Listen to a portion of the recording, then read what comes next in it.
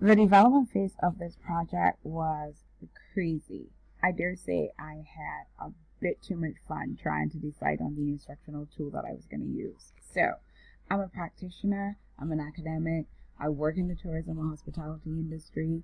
Based on the areas of focus and my love for humanizing a course page with lots of colorful artifacts, multimedia technology for learning engagement seemed a natural choice. So, tick.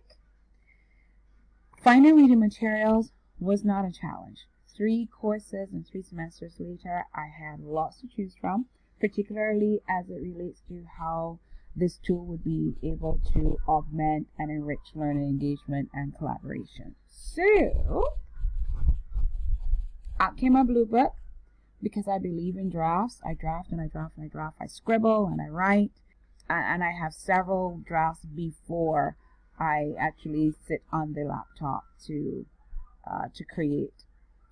So when I finally got to the laptop, I am searching the internet then for artifacts, multimedia artifacts that I could use in my page layout design. And then it occurred to me, I am using an instructional tool to create. Why am I not using that tool? There we go. Design, development, check.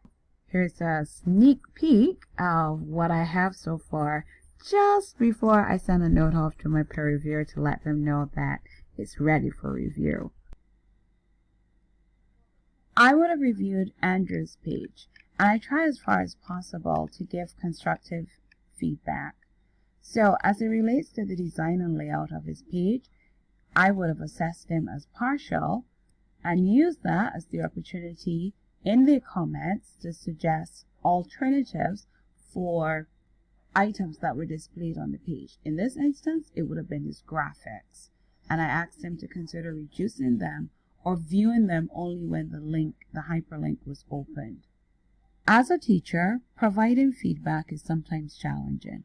You want to give students an opportunity to improve on their submission without stifling their creativity. And so, peer review assessments like this allows me to continue to develop those skills. My peer review was conducted by my colleague Patroy, and for most of the criteria assessed, I received yes or partially. There are 2 areas that were drawn to my attention. Careful reading had to be done to navigate some of the sections. Time didn't permit us to have a conversation about which sections he was referring to specifically. And then the second comment, a little more emphasis on the kinesthetic learner could have been given to ask them to prepare or design something that they must do which would cater more to their learning style. So I went over to my sandbox to address these 2 comments. I thought I had addressed the kinesthetic learning style in the graded assignment, where I would have asked teachers to create an artifact that they would use and then design an activity where they would ask students to use Canva to create some aspect of the deliverables. In reflecting on Patroy's comment, I determined perhaps I should give students an opportunity to practice using the tool. And so I added this non-graded assignment where participants would be asked to use the Instagram post template to create a JPEG image that simply introduced themselves. I decided to set it up as a Q&A discussion forum where persons would post what they would have created and then observe and comment on what their colleagues had created.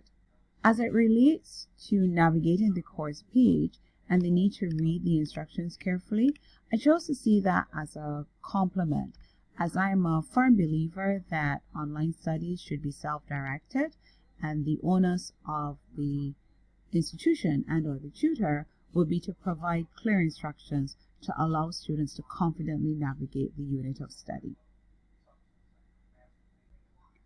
I'm pleased with the final product. I managed to challenge myself. All I needed was more time, but I enjoyed the process and I'm pleased with the final product.